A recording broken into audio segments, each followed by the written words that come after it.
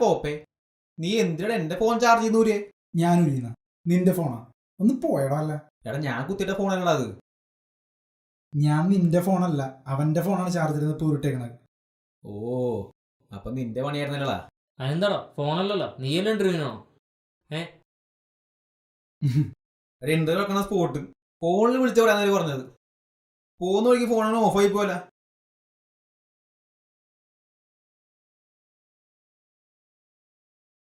ഇത് കണ്ട, ഫോൺ തീരെ ചാർജില്ല. ഇതിൽ ചതിയായി പോയിട്ടടാ. എടാ അങ്ങനെ ഇന്റർവ്യൂവിന് എത്താൻ പറ്റില്ലെങ്കിൽ ആ ജോലിക്ക് പോട്ടറാ. എടാ കാശുള്ളപ്പോ നിനക്ക് നല്ലൊരു ഫോൺ മേടിക്കാം. ഒരു 100 രൂപ കൊടുത്ത് ഒരു ചാർജർ മേടിച്ചോളൂ നിനക്ക്, അല്ലടാ?